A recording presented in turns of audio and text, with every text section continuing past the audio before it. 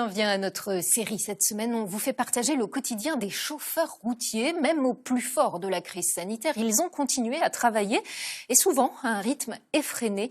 Arthur Nice, Florian Olivier avec William Sabas.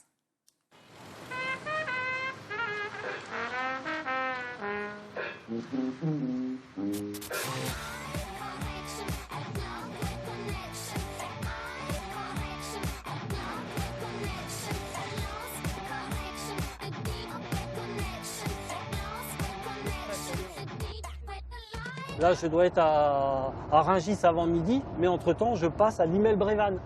Tout un circuit pour Jean-Louis. À 51 ans, ce briscard de la route sillonne le bitume francilien depuis 22 ans. Il passe. On arrive chez Bartholdus. Ça, c'est la première livraison. Première livraison. Et il est quelle heure 1 heure de route. Il est 9h33. À bord de son 19 tonnes, son objectif est simple, aller vite. Livrer en temps et à 1000 à l'heure. Voilà, il m'a tamponné mon papier. Comme ça, il sera facturé.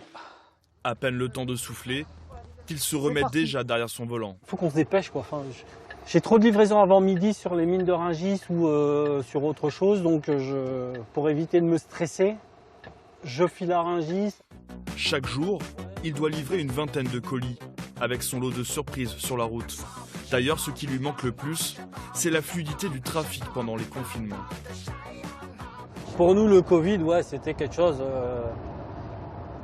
ne vais pas dire sympa, mais pour la route, c'était le pied.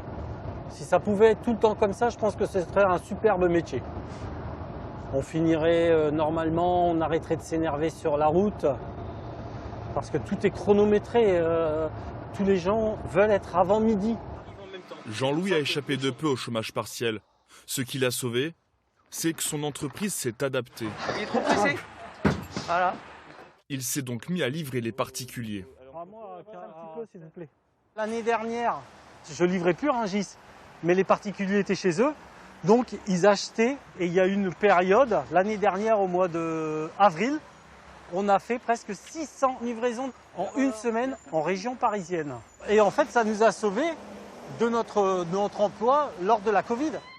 La journée est loin d'être terminée. Il lui reste la moitié de ses livraisons à effectuer, mais pour l'heure, c'est la pause déj, transformée en pause sieste. Être chauffeur routier, c'est avant tout un métier passion, aussi bien de jour que de nuit. Et ça, nous le verrons dans le prochain épisode.